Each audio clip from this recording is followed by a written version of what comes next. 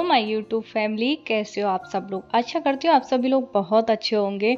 तो जैसा कि आप लोग देख रहे हैं कि मैं केले के पत्ते तोड़ रही हूँ, कहीं जाने की ज़रूरत नहीं पड़ती। मेरे घर में ही मैंने एक केले का पेड़ लगाया था, इसी से मेरे 3-4 बन गए हैं। और हाँ, कुछ लोग कहते हैं केला घर में नहीं लगाना चाहिए, केला रहे सदा अकेला, पर मुझे तो ये बहुत फला है। मतलब जब से मैं घर में अपने केले का पेड़ लेकर आई ना, तब से मुझे मेरी लाइफ में बहुत पॉजिटिव रिजल्ट्स दिखे हैं।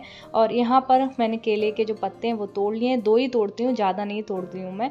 और यहाँ पर तुलसी दल है, वो भी मैं यहाँ पर ले रही हूँ।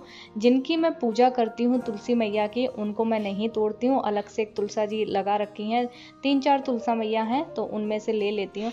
और आज मैंने ना चाकू से नहीं इनको कट किया, क्योंकि कोई भी वृक्ष वगैरह हो चाकू से ना कट करो, वो ही ज़्यादा अच्छा है पूजा के काम में अगर ले जा रहे हो कोई चीज़। तो यहाँ पर इन पत्तों को मैंने अच्छे से धुल लिया है, तुलसी दल को भी कैसे हो धुल आप लिया सब है। लोग। आशा करती हूँ आप सभी लोग बहुत अच्छे होंगे। तो फ्रेंड्स, आज मेरा व्रत है पूर्णिमा का, जैसा कि आप लोगों को पता ही चल गया होगा टाइटल देख के। तो बस अभी मैं करने जा रही हूँ पूजा, किस तरीके से करती हूँ आज मैं वो ही आप लोगों के साथ में शेयर करूंगी। और शाम को मैं सत्यनारायण भगवान की कथा अगर मैंने हस्बैंड से पूछा, मैंने कहा पंडित जी को बुला के कथा कर, तो उन्होंने मना कर दिया कि फिर कभी करा लेंगे सावन में। तो मैंने कहा चलो कोई बात नहीं, अभी मैं खुद ही कर लेती हूँ। जिस तरीके से मैं करती हूँ वो मैं आज आप लोगों को बताऊंगी। वो कहते हैं ना, जबरदस्ती भी अगर घर में पूजा पाठ कर लो, पतिदेव की राजी ना हो घर वालों की, तो वो पूजा आपकी लगती भी नहीं है। तो फिर मैंने ज़्यादा प्रेशर नहीं डाला। वैसे मन था कि पंडित जी आके बढ़िया करें विधि विधान से, उनकी तरह तो नहीं कर सकते हैं जैसे पंडित जी करते हैं, पर चलो जितना मैं करती हूँ उतना आज आप लोगों के साथ में शेयर करूँगी।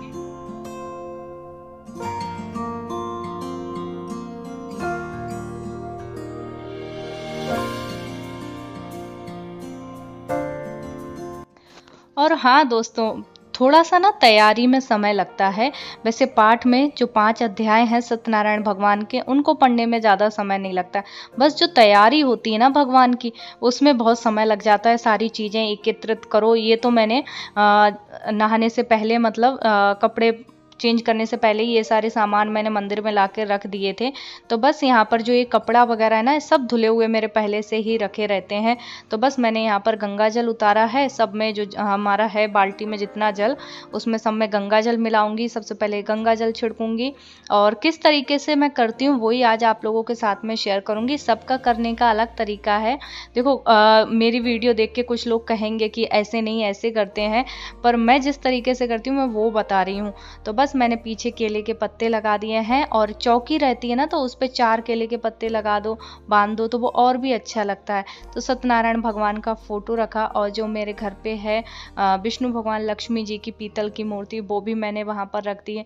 और बस अब एक एक करके सबको नहलाऊंगी। नहलाने से पहले दीपक लगाऊंगी, क्योंकि सबसे पहले दीपक ही लगता है। तो बस दीपक लगाने के बाद मैं हाथ धुलूंगी। और जब भी आप दीपक लगाएं पूजा में, हाथ ज़रूर धुलिए, क्योंकि नहीं तो फिर वो दोष लगता है।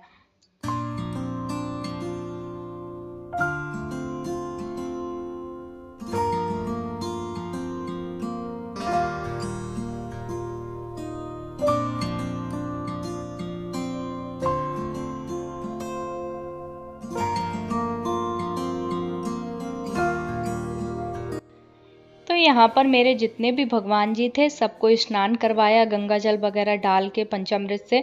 फिर इसके बाद में मैंने यहाँ पर भगवान को माला अर्पित की है। फिर इसके बाद में केले का भी भोग लगाना रहता है आज के दिन। अब मतलब कोई भी फल रख लो, तो मेरे पास केला मैंने लिया था आज, तो मैंने उसका भोग लगाया। प्रसाद बना लिया था, हलवा बना लिया है, और यहाँ पर पंचामृत भी मैंने तैयार कर लिया।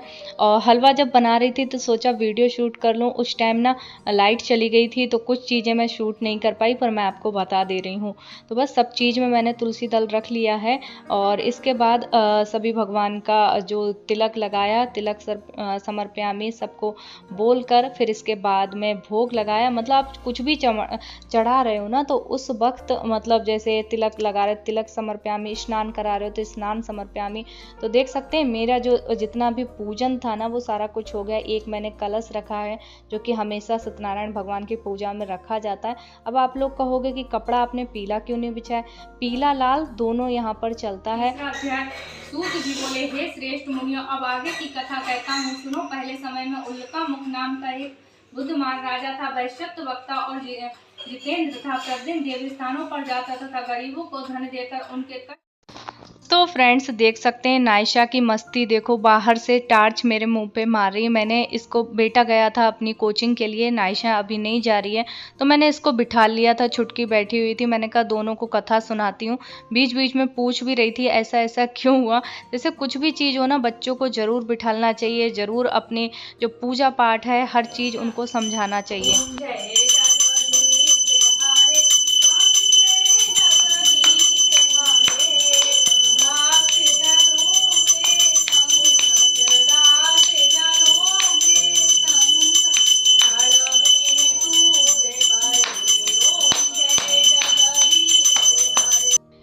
तो फ्रेंड्स आप लोग सोच रहे होंगे कि गौरी तुम बैठ के आरती कर रही हो, क्योंकि बैठ के नहीं करते हैं, आरती हमेशा खड़े होके होती है। मुझे पता है दोस्तों, पर मेरी कुछ परेशानियां हैं जिसकी वजह से मैं इतनी देर, और जब खड़ी रहूँगी तो बिल्कुल सीधे खड़े होके आरती नहीं होती, उसमें झुकना पड़ता है और झुक के ही भगवान की आरती होती है। तो बस मैं ना बैठ के ही कर रही हूँ। आप लोगों को पता है मेरे बैक में रीढ़ की हड्डी में प्रॉब्लम है। फिर मैं इसके बाद में आरती वगैरह की, भगवान का ध्यान वगैरह किया, क्षमा याचना की, उसके बाद आ गई सबको प्रसाद देने के लिए। तो यहाँ पर पहले मैंने सोचा कन्या को दे दूं, तो मैंने सामने पापा जी पड़ गए। सबसे पहले मैंने पापा जी को प्रसाद दिया, पंचामृत दिया, हलवा मैंने उनको प्लेट में दे दिया, क्योंकि पापा जी को हलवा वगैरह ना बहुत पसंद है, तो थोड़ा मैंने उनको ज़्यादा ही दे दिया था। और बस यहाँ पर नायशा है, नायशा को प्रसाद दिया। फिर मम्मी जी को मैं बुला रही थी, मम्मी जी पता नहीं कहाँ बाहर बात कर रही थी, तो बस उनके आने का वेट कर रही थी। फिर इसके बाद में मैंने अपनी जो मेरी कॉलोनी के आसपास के लोग हैं उनको भी प्रसाद वितरण किया। कहते हैं ना सत्यनारायण का, भगवान का प्रसाद जो है ना ज़रूर बांटना चाहिए, अपने आसपास कन्याओं को, सबको ज़रूर बांटना चाहिए प्रसाद।